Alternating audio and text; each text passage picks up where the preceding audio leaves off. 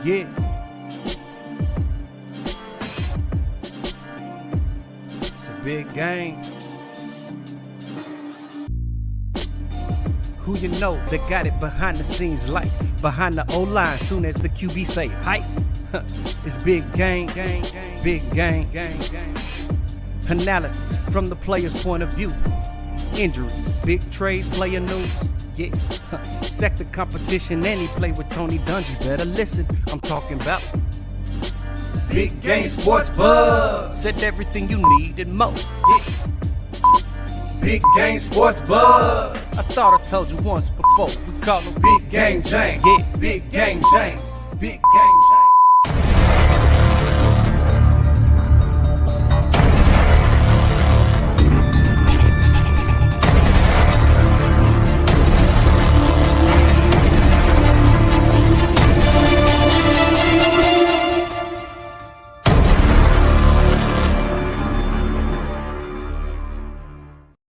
What's going on, everybody?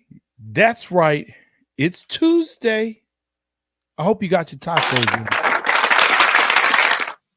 in.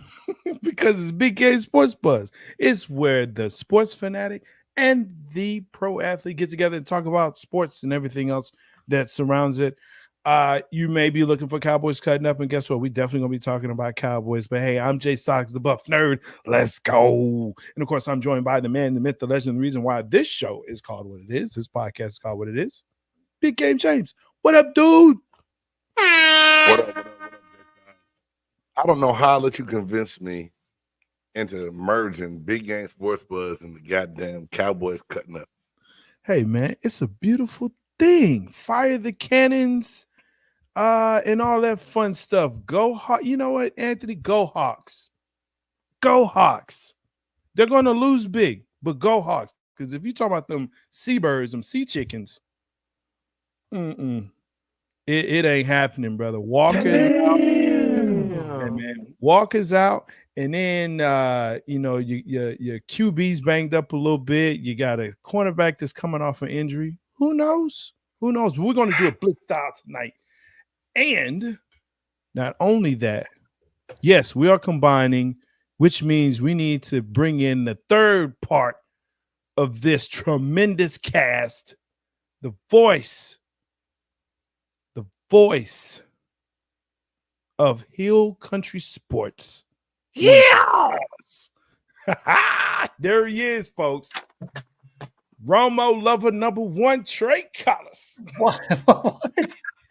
Hey, y'all the only two Cowboys fans that I can actually talk to and be okay with, man. I'll say that's good.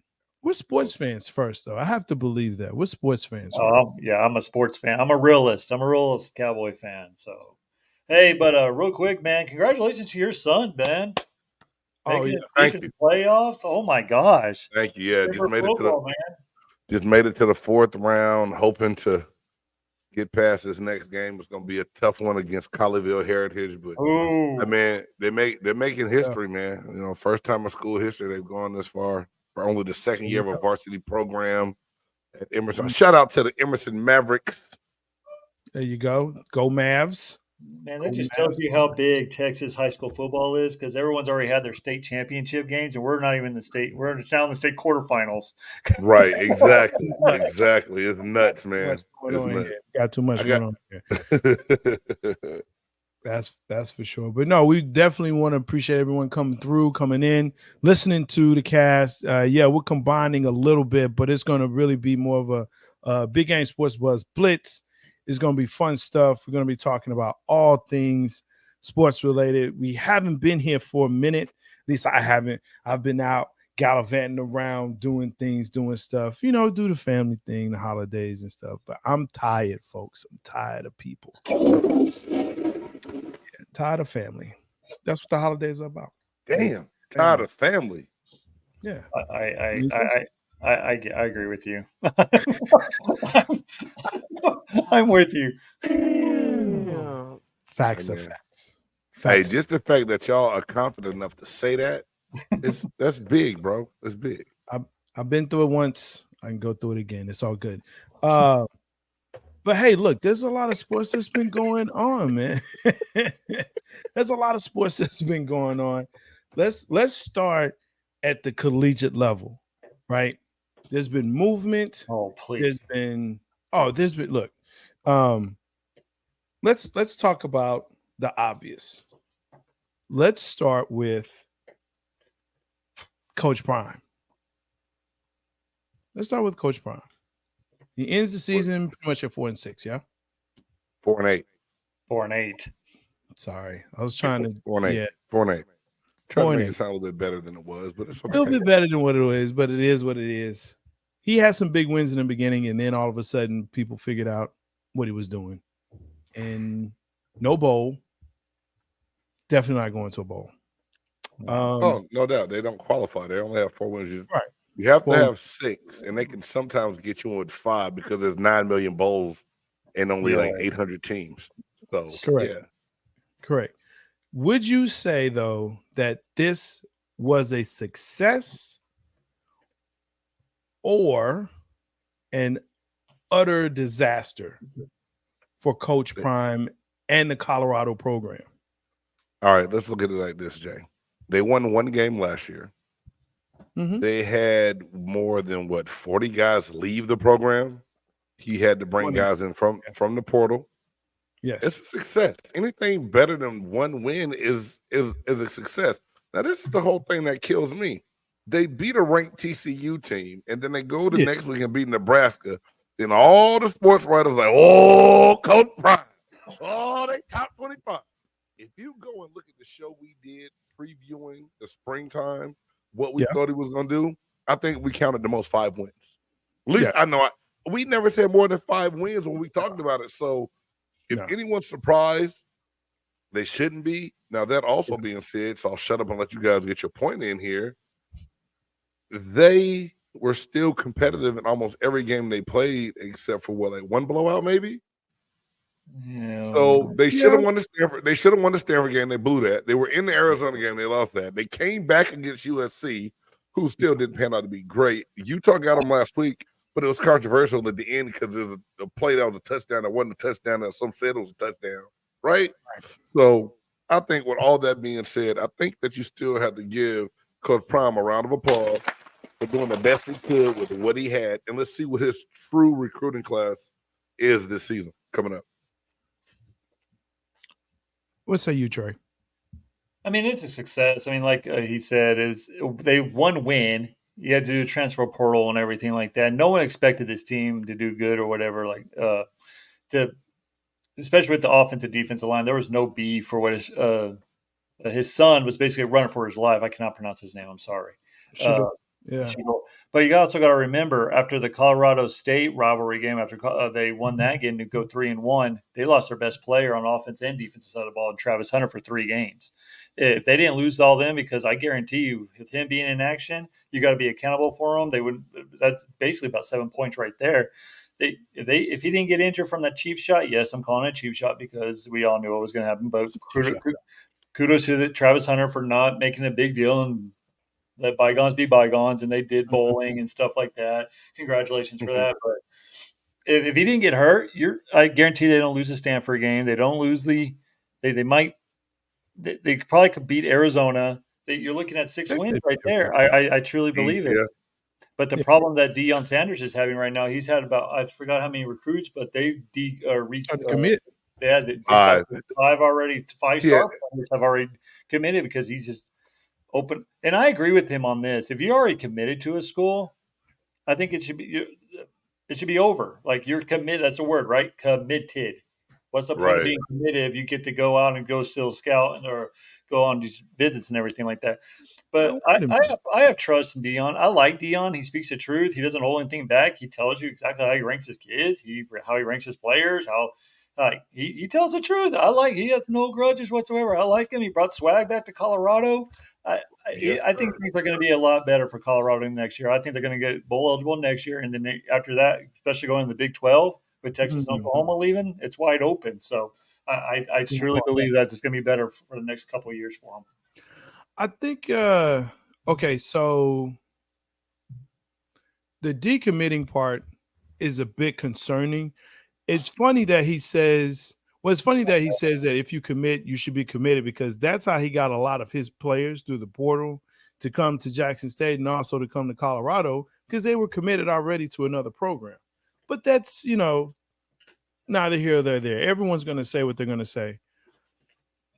Yes, it's a success from the standpoint of he came in, he did a job, he did better than his successor. They were competitive. They put Colorado on the map. I agree with you, Trey.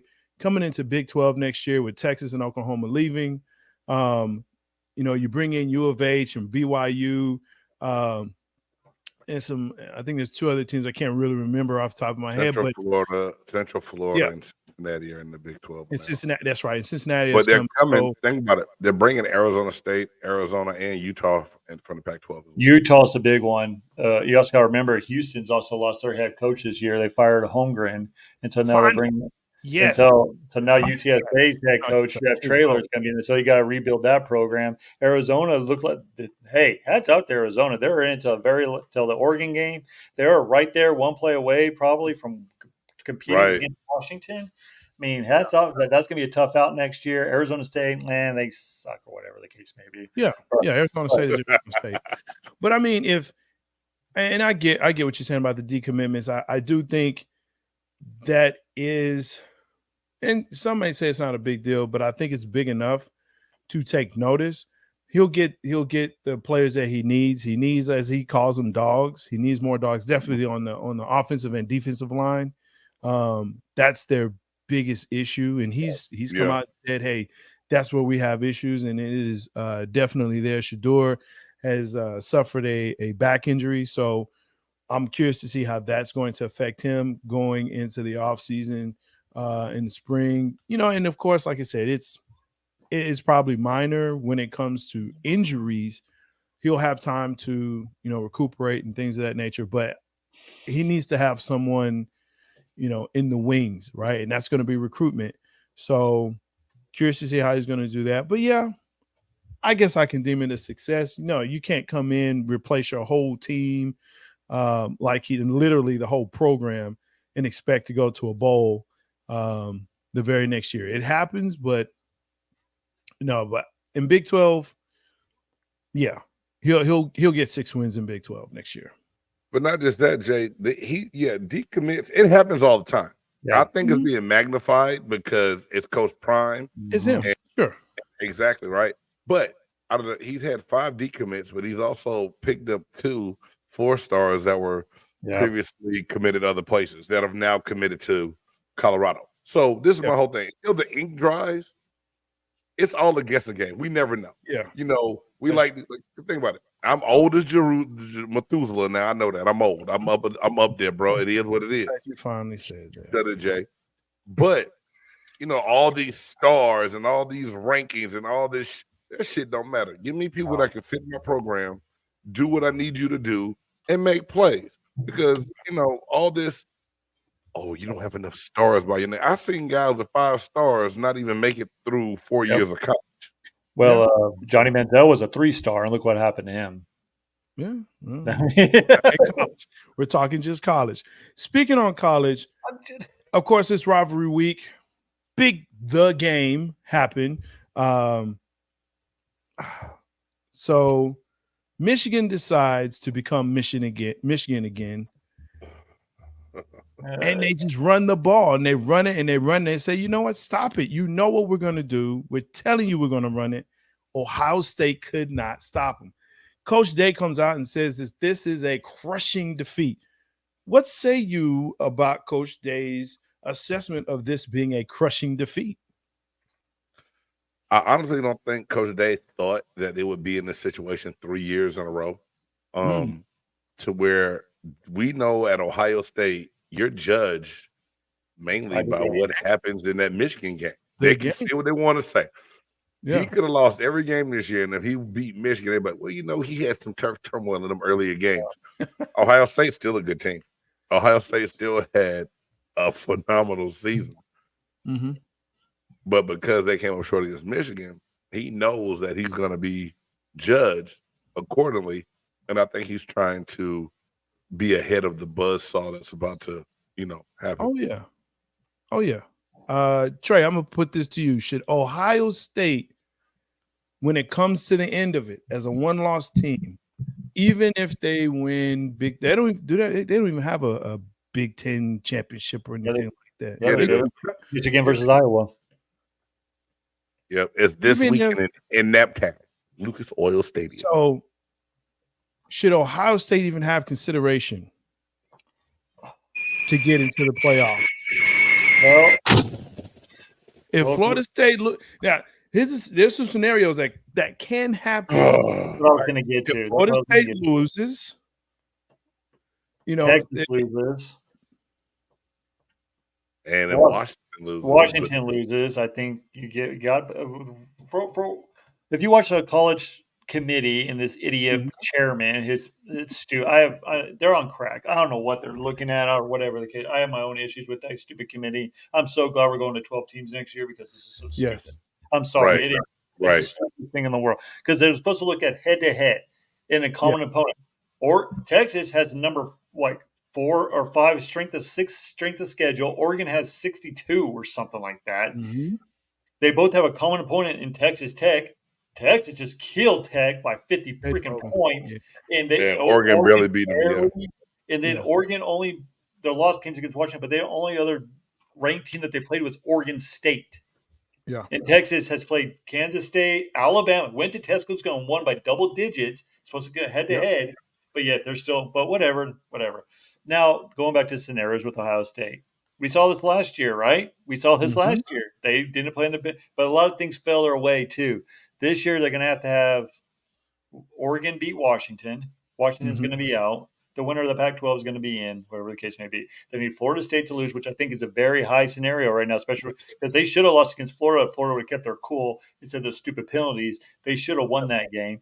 I'm not a big fan of Florida. Florida State does not have a good rest. Their biggest win was against a overranked LSU team who has 3 or 4 losses already. And then they beat a crappy Florida team, and they barely almost escaped by Pittsburgh, who only has 3 wins. And then Clemson, they beat Clemson. Okay, Clemson has 4 losses. But they're not the same Clemson team. They're not. And they're bad. They had bad beats as well. So all this talk they went undefeated. Who cares? They're the best teams in the – if you watch Texas is the best team. But Ohio State, I really wish that – because Ryan Day is going to keep his job because they're going to this new system next year. And this is a devastating loss for Ryan Day, especially without Jim Harbaugh being there, right? Everything was in – now, there was some questionable officiating. He got beat by the crybaby. I love this team. I love you, coach. It's the best. Look at love you, coach. But what I'm going to is next year everything's going to change because you have USC, UCLA, some other schools going to the pink. So they're getting away with this stupid West versus East crap, which it's all 3 top-heavy teams on the Ohio State, Michigan, and Penn State. Well, I've barely been at Penn State. And then you have Iowa, who has 2 losses. That's basically your championship game is the game. That's every conference, though. But they're getting away with that next year. With all now it's going to be the 2 top teams. So you're probably going to see Ohio State, Michigan back-to-back weeks. And then you might see him in the playoffs next year. Right. Ryan Day he has 1 more year. He has to get it right next year. If not, man, look back – hire Urban Meyer back, man. At least he beat Michigan. Am I wrong? Urban Meyer can't come back with all the young blonde cheeks in the bar. I'm about to say, watch them young girls. Hey, young girl. I was surprised Urban Meyer wasn't called by Texas A&M. I'm surprised by that hire. Who they hired? You know what though? He may have been called by A&M. We just don't know. Nope, I'm not doing it. I don't think they could afford him, to be honest with you. Are you kidding me? They afford Jimbo that oil money over there in A&M. They still have to pay Jimbo. Word on the street is when they secured the buyout through donations.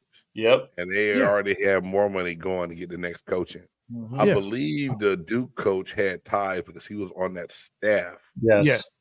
Under somebody. So they're trying to get the G. At the end of the day, the AD needs his ass kicked. Because one, he thought he had Nick Saban, his version of Nick Saban and Jimbo Fisher.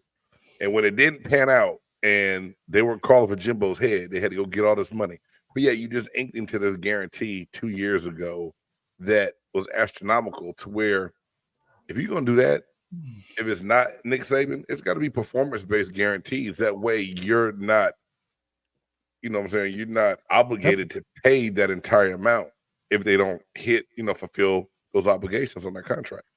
But here's the other thing, too, that some people are missing. It's not just Jimbo. It's also his staff that they guaranteed a lot of that money to. So they got that's a big payout that they have to do at A&M, and then to pay. And that's why I think they went for the Duke. First, they went for the Kentucky coach, and there was a big, brouhaha about we don't want him. And they backtracked on that. Stoops out of Kentucky, and then was Stoops really under consideration? Because that's what I heard. No, they hired him. They hired him. He said no. He agreed, and then after they won their game, he's like, "No, I can't leave Kentucky." That's exactly what happened. Because the fans said they didn't. The fans went out there and said, "We don't want Stoops. We don't want this guy." That's what happened. And the AD said, "Oh, under blah blah blah. Okay. We're gonna go with Eccles." Because I thought I heard that. I thought I heard that Stoops had the job, and I was like, Dave Campbell actually reported it. Okay. And they usually pretty spot on Dave Campbell stuff. Yeah. Okay. Yeah. Stoops pretty much had the job, and after people came back and said, we don't want him, AD came back and said, no, we're going to go with the guy from Duke. We're going to go with Eccles. So, whatever. Because, it's 6-5 record. 6-6, actually. He's over 2 years at Duke. He turned the program around in 2 seasons. But so David Cutcliffe wasn't bad at Duke, but the guy he took over for. So what did he really do at Duke to show that he can win? This is my whole thing. A&M has this notion in their brain that they're as good as Texas. And they're not. And they're not even close. They're not. They spend all this money, and all these other teams all of a sudden got better because all those guys that came in off those huge NIL deals, damn near all left. And I believe if Evan Stewart leaves this year and goes somewhere else, this shit gonna hit the fan for sure. They're not gonna be able to compete. But here's a stat that I didn't even realize. There's only been one coach that has been there over 10 years, I think, in the past like 30 or 40 years. R.C. Slocum. Yep, that's it. Someone else told me that about a while ago. 12 years. He was there for 12 years. He's the only coach they've had there in A&M over 10 years. That's it. Which is crazy. But yet, Sumlin, I guess, couldn't cut it because of, can't figure and let's just call it what it is. That brother knew he had to be perfect. But then he went out to Arizona and laid the egg out there after he left A&M too. So I don't think the game changed, bro. A&M, it's kind of little brother to Texas. It's that whole mentality. And so now that Texas is now in the SEC with Oklahoma, your pipeline just shrinks even more. Yep. And it's going to be tough for A&M. It's going to be hard sledding for them. A&M was not happy when they found out Texas coming to the SEC. No. They were big. And Oklahoma. They fought against that. I can promise you that. All right, so we're getting towards the end where we see, Georgia, Michigan, Florida State, Washington.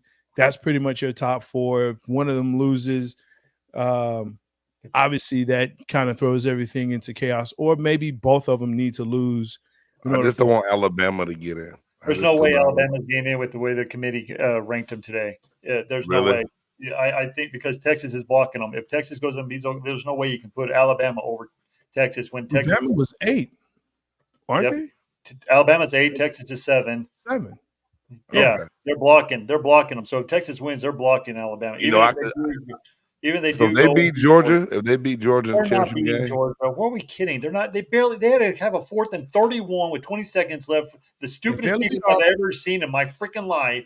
Against an Auburn team who lost to New Mexico State by double digits. I'm sorry. They do not deserve to be in. They're doing an eye test. Alabama. But if Bama wins, if Bama wins, you're going to have some controversy. You are. Is not Georgia's going to stay in. Georgia's going to stay in. Georgia's not Georgia from last year, though. Yeah, but they're going to stay in because they had 9 guys get drafted, Jay. Of course, they're not the Georgia of last year. Yeah, but they've gotten better every week. Yep. They're finally getting back on track. Besides Texas being Alabama, you can say Georgia had another one of the big besides Washington. Georgia beat Missouri by double digits. Georgia team last year was the best Georgia team they've ever had. I'm putting it on record right now. They are, but I still think if Florida State loses, I think Texas, if they win, they demolish Oklahoma State, they're going to get in. There's no way you can't put a Ohio State team with a one loss with a record. And you look at Texas's resume and say there's no way you can keep a champion out and put Ohio State in. There's no way you can do that. There's no way you can look at the camera straight in the face and say that. There's no way. I'm sorry. There's just too many good teams. Like Ohio State last year got in because there wasn't that much. But this year, there's too many good teams out there. Yeah, there's a lot of one-loss or zero-loss teams. There's going to be a lot of one-loss teams, so it's going to be hard. Let's go ahead and get to this playoff expansion, dog. Y'all are right. I'm saying this is the stupidest thing. And everyone's like, oh, it's going to be crappy 12-10. No, it's not. We said the same thing about the NCAA March tournament when we went up to 68 teams. And now I think it's better than ever. And I love March Madness. It's going to keep – it's a moneymaker. And they go, oh, school. These kids aren't even in school right now. They're in winter break. You can go whatever. You can realign them where USC can go to Rutgers on a Saturday. You can have one game in the winter break. Shut up. I'm whatever. Go ahead. I don't want to interrupt your show. I'm sorry. It irritates me. It's our cast. It's a simulcast. I know. I can go on about this. I just hate the NCAA, and I think that's why you're starting to see all these schools merge together: the Big 10, the SEC, Big 12, ACC. I seriously think the NCAA is fixing to go bye-bye. I think that all these conferences are going to rely on. We don't need the NCAA. We don't need them. It's too big. But you know what? Speaking of Florida. Hey, go ahead and cue that up because you know what Florida says or does for me, yeah? I shall do. Oh, hell no. Oh, hell no. Oh, hell no. Oh, hell no. Oh, hell no. Oh, hell no. Oh, hell no. This is the part of the cast. He's laughing because he knows why. This is the part of the cast where we find things not only in sports but in life that makes us say, oh hell no. Listen, Game, you can go first, or I can go first. Trey, you can think of one. You probably have one already. You probably have a million oh hell no's being where you are and for the teams you root for. But I've got mine. Game, do you want to go or? Yeah, I'm gonna go ahead. We just touched on it briefly this past weekend.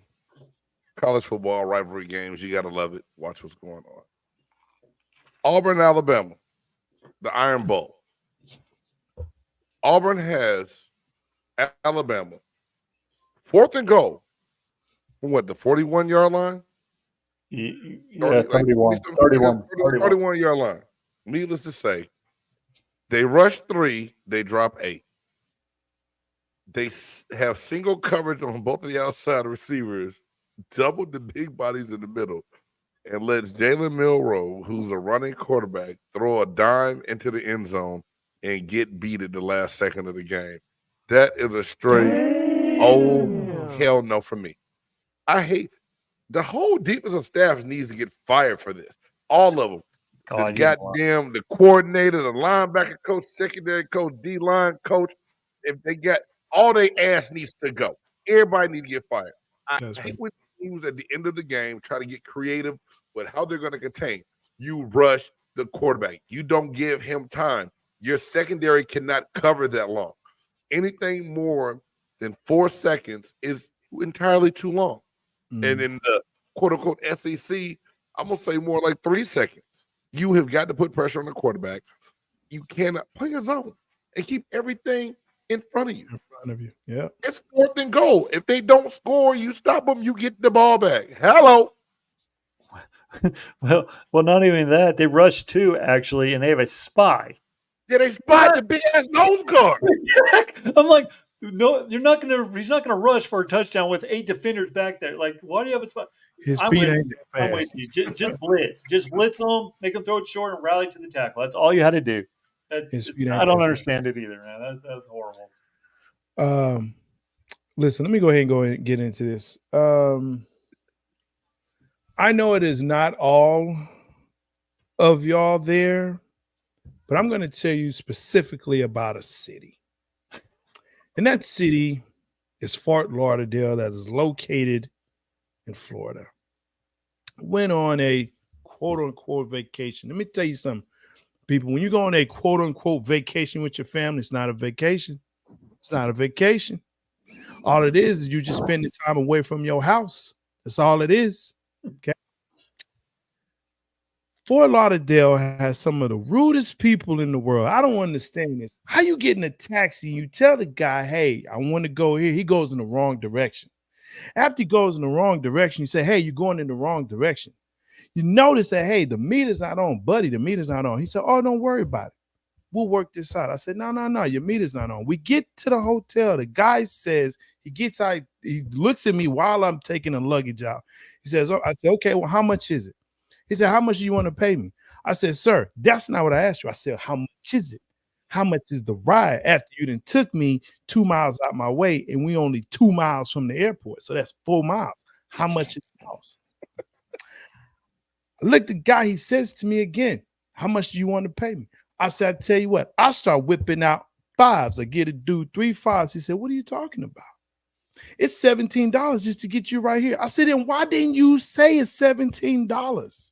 Don't ask me if I want to pay you. I want to pay you $5. That's how much I want to pay you. But instead, you do that. We go into the hotel, ask the dude, hey, what time is breakfast? You know what this guy is working for the hotel. He's got a nice jacket tie on. He says, it's all on the card. Read the card. Not, hey, breakfast starts at 6 to 10. No, it's on the card. It's on the card, mofo. Tell you right here. You know, don't you work for this hotel?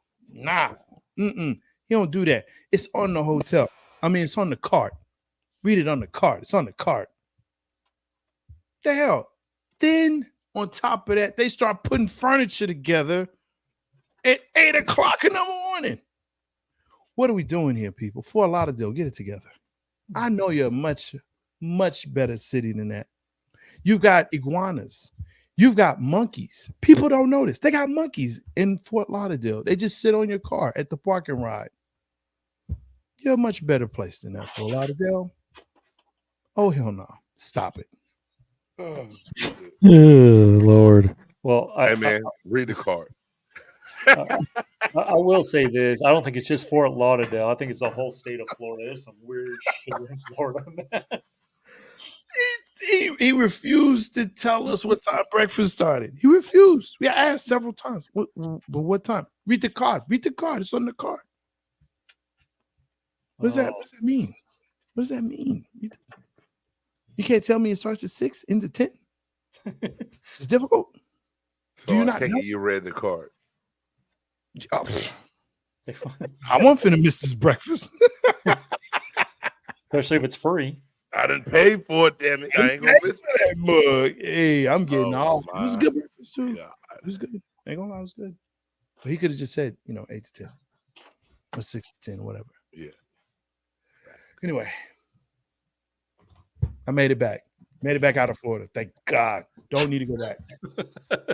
Hey, the funniest thing, Trey, is I'm driving and I get you have a text message from the Buff Nerds. So I hit play in my car and it's just like, yo, what is wrong with these people in Florida? And I can just hear his voice. I was like, what the hell? Hey, why you asking me about the whole state of Florida? I only lived in Tampa, bro. I don't know. I'm so sorry. I don't know. Well, Lauderdale, I'm gonna tell you, man, for that moment, and I texted this to you. I said they could eat a big fat dick. I don't care. Out the whole city. Wow. Nuts and all. The opinions expressed by the Buff Nerd are those of him. Yeah, that's all on him. Not of BGSE Network. And if you're from Fort Lauderdale, yeah, eat that dick. I don't care. Eat it. I don't give a shit. Well, we just lost all Florida. Damn. All what? 0.3 of them watching this? That's great. Oh shit. Yo, let's get into the NFL, man. Man. It's been great. Yes. It's been great. Hey, you know what? Let me do this real quick. Let me say this. I will tip my hat to the Dallas Cowboys defensive back DaRon Bland. Oh my God. Because when Diggs went down, I said they had some big shoes to fill. Now, is he Trayvon Diggs? No. But has he stepped up in a major way and made some damn good plays? Yes, he has. And with Stephon Gilmore still on the other side and teams still being afraid to throw at him, he knows he can be aggressive. DaRon Bland knows that he can be aggressive because of the type of coverage, the kind of route, what he's going to get compared to what Gilmore's getting. And he's taking advantage of it. So I tip my hat to you Cowboys and what's going on and history being made. Dude, 5 pick sixes in one season. That's Never happened. That shit's crazy, dog. Record setting. It's fantastic. So here's the thing, though. You know, we talk about DaRon Bland. Absolutely, defense have stepped up because they had to, because it was getting kind of questionable on some things that were going on through, you know, after that Niners and, you know, okay, yeah, the Jets and all of them. You should beat them. You should beat these. You should beat these teams. You should beat the Giants. You should beat the brakes off the Giants. What has impressed me, and I have to say this. Gosh, it pains me. Dak has shown that he is starting to learn the system. Here we go. I love that. Here we go. I hate this shit. I hate it. Let me tell you why I hate that. Let me tell you why I hate that. Because you know who else does that? Cooper Rush. Cooper Rush does it too.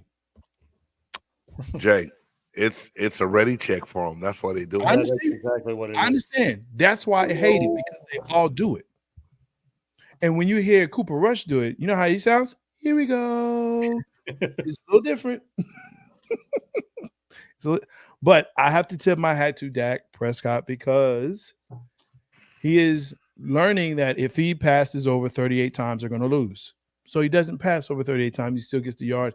And guess what else he's doing? He's actually throwing it to other people like, oh, I don't know, Cooks, Turpin.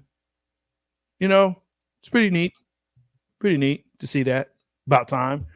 And his other, I hate McCarthy saying, I don't really listen to media or anyone else out there because, you know, we do what we do. He's such a heavy breather. I hate that. But he does. He needs a CPAP when he walks around. Well, hey, he needs to do it. Grandizer, what's going on, man? Fire the cannons. Yeah, Mike Evans is the truth. Let me say that. He is him. Now, your other quarterback, I hope the recovery for the Bucks. Because I just dropped my preview of the Carolina Panthers. I just dropped it right before the show started, so it should be up right. I think that's gonna be a tough game for y'all. Shut the up. That's not gonna, man, whatever. Yeah, I got called trash back there. It's gonna be a tough game for y'all. Baker hasn't been ruled out yet. What are you talking about, dog? Man, he out, bro. Come on. Not.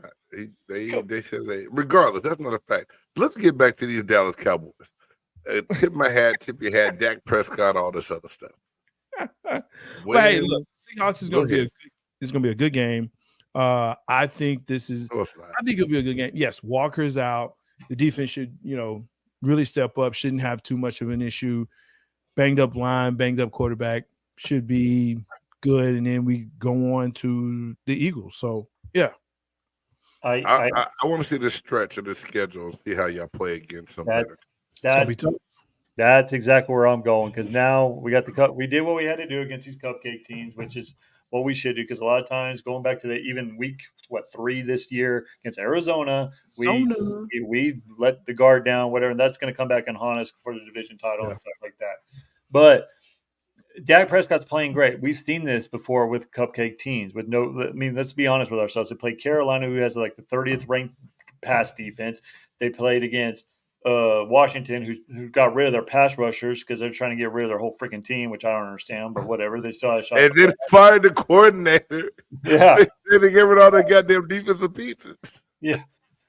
And then they play the New York Giants, who, let's just be honest, the New York Giants are just the trash, whatever the case may be. Garbage. So took care of what they needed to do. This is where we need, because Cowboys always – this is going to tell us who the Dallas Cowboys actually are. Because believe it or not, it's the 49ers, which I still think the 49ers are going to beat the Eagles this Sunday, which I really do. I think they're going to do it, which I still don't understand how the Eagles are they say they're a 3-point underdog when all intents and purposes they're actually a 6-point underdog because the home team gets 3 points anyway. So therefore, you're basically a 6-point underdog.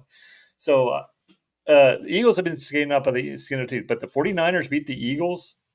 Cowboys, they win out, which I don't think they're going to do. I'm just saying if they do, that division's theirs because they have the tiebreaker with everybody. So, but this is where I wanted to see because these last 3 weeks, I know everyone enjoyed it. You go on Cowboy Twitter and everything like, "Oh, look at the Cowboys, we're demolishing." I'm like, who cares? Like, we have to, and I think the Seattle game. I know we should wipe the floor with Seattle, but at the same time, it's a trap game because they're looking forward to the Eagle. I think that's what's going to. But Dallas has played good at home. They've won 13 straight at home. Like you said, there's going to be no Walker. Geno Smith's kind of in a funk right now. The Seahawks are playing for the playoff lives because the Packers are now on the hill. Like the Packers are almost on the verge, believe that or not, of making the playoffs. Right. And so they have no room to like give away any games because they have us and then they have the 49ers right after us too. So this is going to be tough for them. So this is where I want to see. Everyone's talking about Dak MVP. If Dak has the games that he's been having, he had a good game against Philadelphia, but if he has his good games with this stretch coming up, you have to give him if they win 4-1 this stretch. I don't see how you cannot keep Dak out if he just has a good game. I think Dak's gonna. But hey, he's having a new baby girl. Congratulations, daddy girls are the best. Just saying, nothing like being a daddy girl. Maybe that's why he's playing so well. I don't know. But. Cowboys will find anything to congratulate. Okay. The daddy girl, man. Anyway, the Cowboys winning because Dak Prescott about to have a baby girl. Man. I just said maybe that's why he's playing better because he found out he's having a baby. He's like, oh, whatever. But it does change things. I give you that. What surprised you this past week in the NFL? And then after that, we're going to go to the NBA. But what surprised you this past week in the NFL? Frank Reich being fired in Carolina. That was stupid. Really? Now, I say that, Jay, because now look, they suck. Point blank, period. You trade away all your picks. You move to number one. You make Bryce Young your guy. You get rid of DJ Moore, who's your best wide receiver. But going into this season, you have to build. All right. You broke up a pretty good coaching staff that had the locker room, even though you fired Frank Reich. Steve Wilkes had won that locker room over, had the defense playing well for him. You let other key pieces go. You don't have a true running game. You have a quarterback that's barely 5'8", can't see over the line. Learning the new NFL system, has no protection, yet you think that he's supposed to win. How do you hire a guy that you're supposed to get a quarterback, a head coach as a quarterback, try to get your young quarterback ready, and all of a sudden it's like, you know what? He's got to go. It's not going to work. I'll tell you one thing better. Frank Reich didn't want Bryce Young. He wanted he didn't. He wanted CJ Stroud. The ownership overruled him, and now you get him working with the guy he didn't even want, and yet you fired Frank Reich because of the stupid ownership move. That's basically what it was. If they had they were going to Andy Dalton's the backup, right? Yeah. He was going to try to start Andy Dalton to bring Bryce Young along slowly so he would be thrown in that fire because rumors had said that he saw in practice that it wasn't going to translate to ready to play yet. And Tepper made him start the rookie quarterback. This is all on temper, man. It's all these owners that don't want to false the mistakes. They gave up all their now they gave Chicago their first round pick. They're gonna have the first round pick again. They probably have 1 and 4 picks, and they're gonna get their star quarterback. I'm like, it's just stupid. Like, you made a mistake. Why are you firing the head coach when he saw something, but you just fire him because you're mad because it didn't work out for him? Listen, we know why he did. It's the Jerry Jones syndrome. You can't fire the owner, and you can't fire the GM. Yeah, but you don't have to fire a head coach when he was right. I'm sorry, that's wrong. Right, exactly. But guess what? Guess who pays the bills though, Trey? He does. So he don't care. He's got to fire somebody, and he ain't gonna fire himself. No, he doesn't have to fire anybody. It's a bad season. Just walk around time and try to do better in the draft. Try to see if you can get in the first round next year. You say, all right, we fucked up. That's what I'm saying. Excuse my language, but do it. Messed up. I'm sorry. You can do that here. Okay. Well, my daughter's not here, so. But that's what it is. Hey, now that I don't control, friend. But no, that's what it is, man. I'll tell you.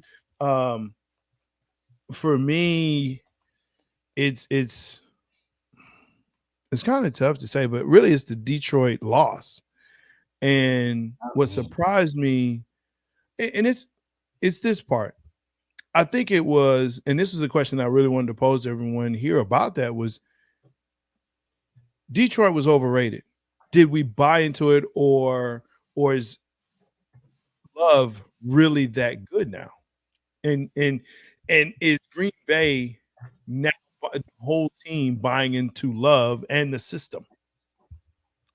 Jay, it's a division game on Thanksgiving Day. I never thought that was going to be a for sure just easy win for the Detroit Lions. They're playing better. And no matter what happens, if they lose the rest of their games this year and finish 8-7, 8-9, whatever it is, they're still miles and leaps and bounds ahead of where they were. And Dan Campbell's got those guys playing a lot better. So that situation doesn't surprise me. I believe Jordan Love has had enough success. Yeah, they beat him, and they played better than a lot of people thought they were going to play. But I swear to you, my brother-in-law and I are talking on Thanksgiving Day. He's like, man, this game. I said, hey, let me tell you, it's a rivalry game. Do not be surprised if Green Bay comes out and handles business. And my oldest son was home. He was like, dang, Dad, you said it was going to happen. I just thought it was going to be a blowout. So that game didn't really surprise me just because of the magnitude of it being the Lions and the Packers. Yeah, I agree with this statement here, Grandize. Mid-season, that's a bad look for everyone. It happens, but you're correct. There's usually something there. But we look at Vegas, not Vegas. Yeah, we look at Vegas. Yeah, Raiders. Yeah. It's a panic move, but it's a panic move most of the time when that happens. Yeah.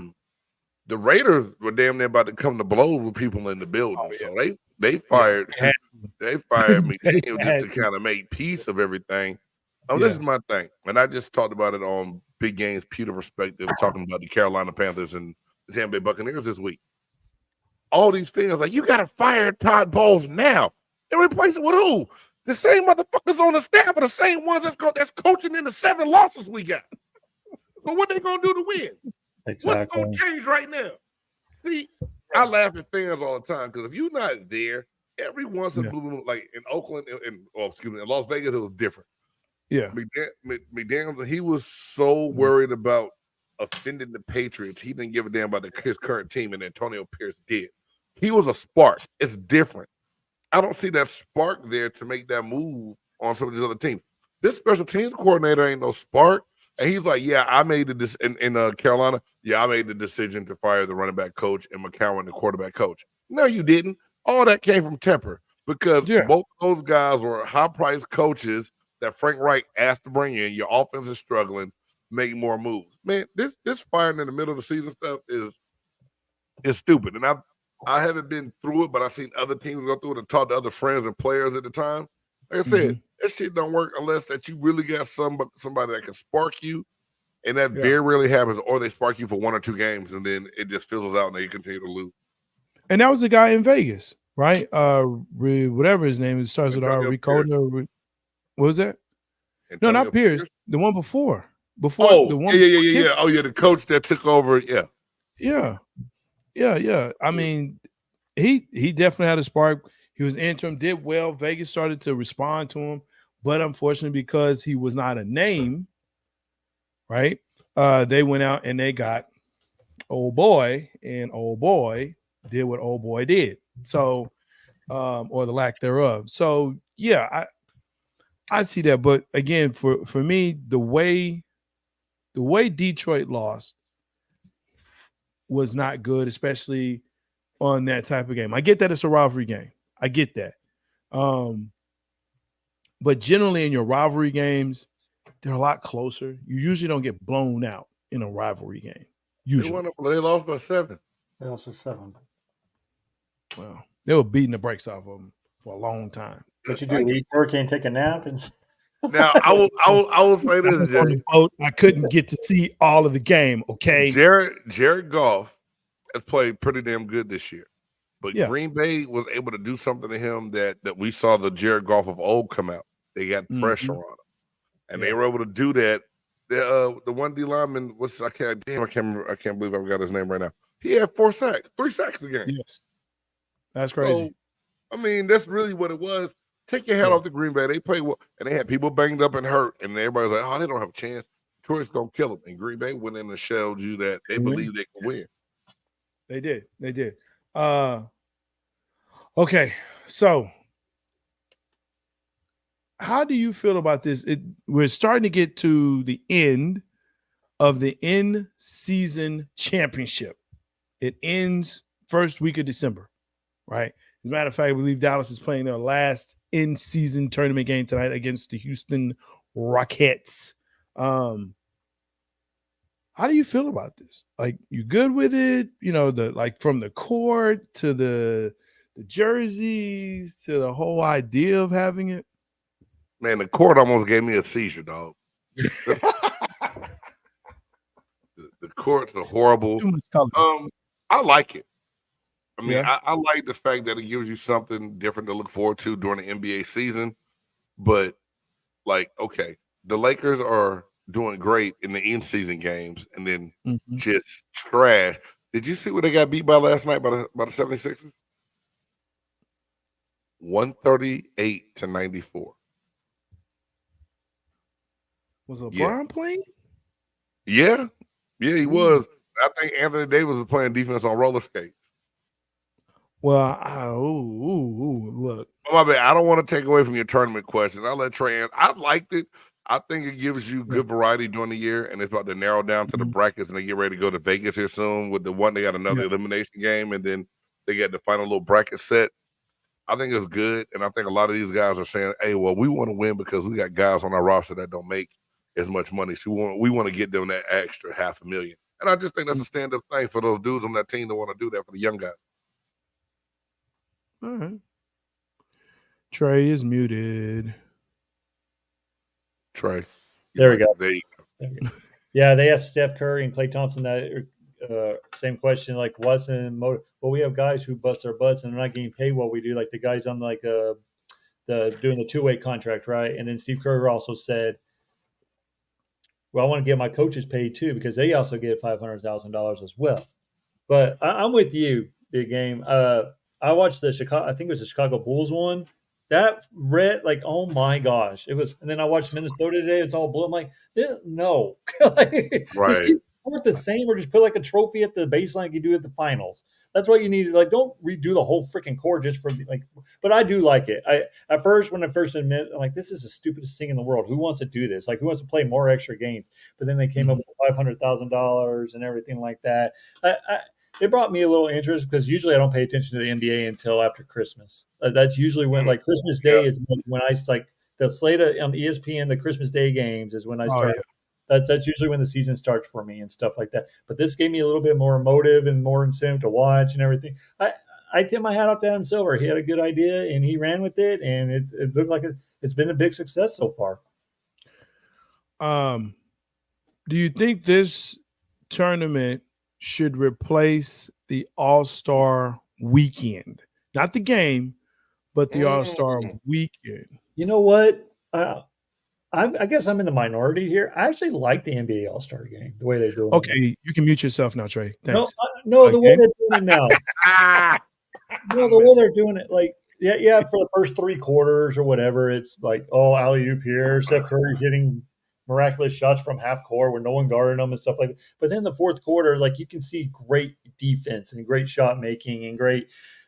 Out of all the All-Star games, it's the best one of all the professional sports. Maybe hockey gets up there too, but baseball, no one really cares. Like you only see a player play like 1 inning. Football is just started to become a full flag football. It's not even. I wish I just get rid of the Pro Bowl. To be honest with you, I like the new Pro Bowl for the NFL. Oh, you have got you challenges. The challenges? I'm talking about the actual game. Yeah, they played the flag football game. I liked it. Oh my God, that's not football. Tyreek Hill almost taken out. That shit was stupid, bro. This is my thing. Because you wouldn't be able to play in the flag football game. That's why. I'm playing the dodgeball part. Okay. I don't think you can replace NBA All-Star Weekend with the in-season tournament. You still have to have All-Star Weekend. I believe you have to make the NBA All-Star game count towards something like they do in Major League Baseball. So if the Western Conference wins, they get home court advantage in the final. There you go. If the Eastern Conference wins, they get home court advantage in the finals. I think do something of that magnitude where these dudes will play, because like we talk about it all the time.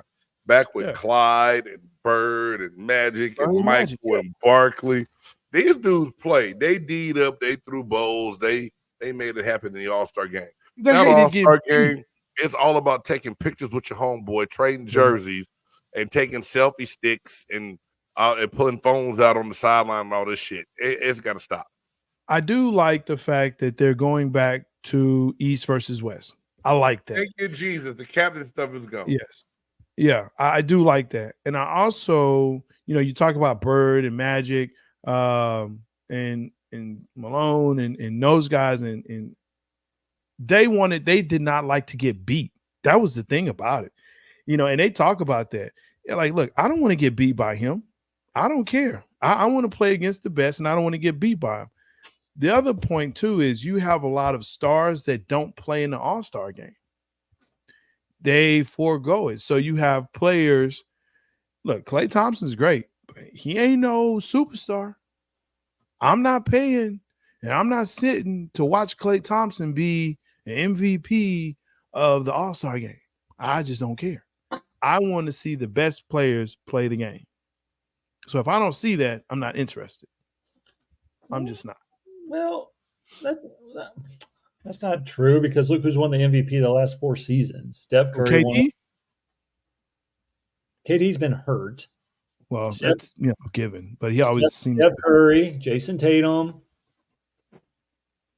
Kyrie Irving. The stars play in these games, and I think you can thank the late great Kobe Bryant in this, because he's over there.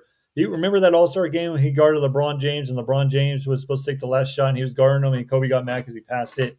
Like, I think he brought back that. Kobe was the last. He's the last of that, elk. Okay, yeah. He's the last of those that said, "You're not going to beat me. I don't care what the game is." Right. This new generation, and LeBron is part of that. Yes, he is. He's the leader of this generation, where it's like, look, like you said, it's about photo ops. It's about, hey, I just want to be around my friends, and we can just. It's not even a pickup game. It's more like, hey, it's a shoot around.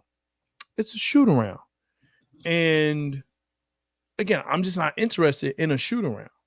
I'm just not.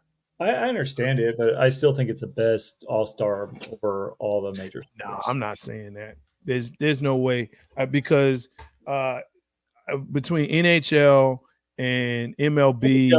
No, because you want to talk about that. The stars don't play in the Major League Baseball All-Star game. They do. No, they don't. They do. Oh, Ohtani did not play. Mookie Betts a couple years into play.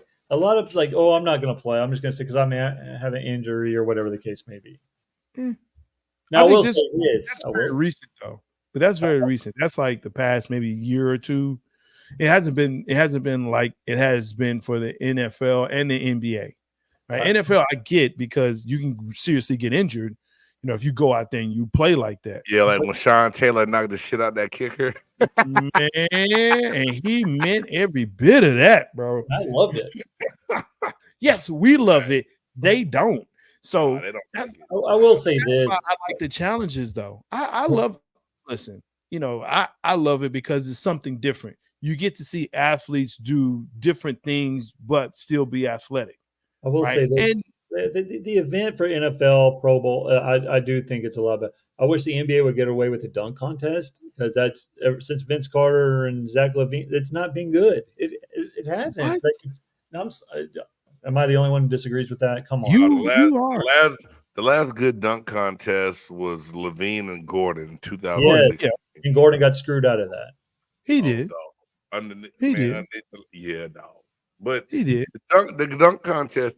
This is my thing, Anthony Edwards. Go get a dunk contest. You just high flyer, John Morant. Go get a dunk. Well, quit shooting people first. I mean, quit pulling out guns and video first, and then go get the dunk. And then go get the dunk contest. Yeah. Oh my bad. I turned the sound generator. You're all good. I got you. I got you.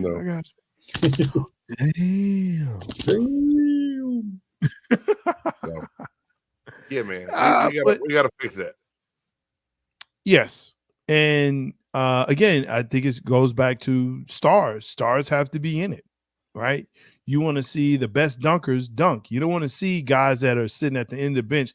I don't want to see the 10th man out there dunking the ball. Like, who are you? Who are you? Who are you? And that's me. Like, I'm like, who are these? Like, they talk. I don't know who you are.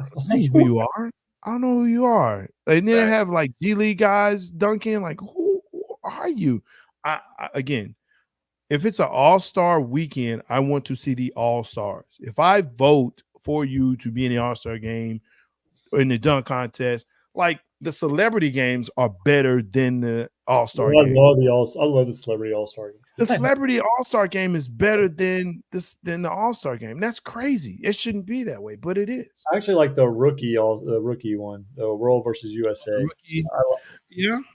That's maybe pretty what good. The NBA is going to talk about doing is like for the All-Star game, the World versus the USA.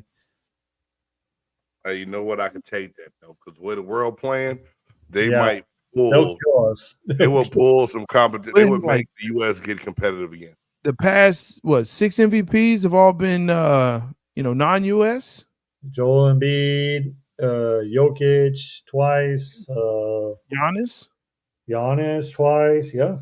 Yeah. That's what I'm saying. Like the past 6 years, 5-6 years, it's been non-US players. So, no, I wouldn't put it past them. I think they may even beat them. I think they would probably beat them. I do too.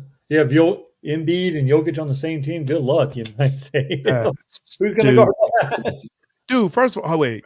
Giannis, Jokic, and Embiid on the front line. Good luck. Man, it don't even matter who you got in the back line. It don't even matter. And then you put Luka. Ooh.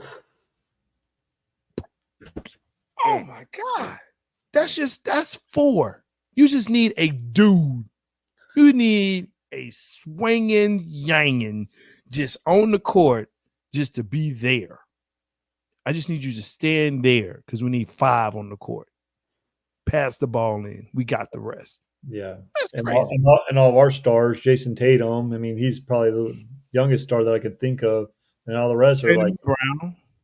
Jaylen Brown. You got Steph Curry, who's 35, Kevin Durant, who's going to be 35, LeBron, who's almost damn near 40. I mean, yeah, good luck.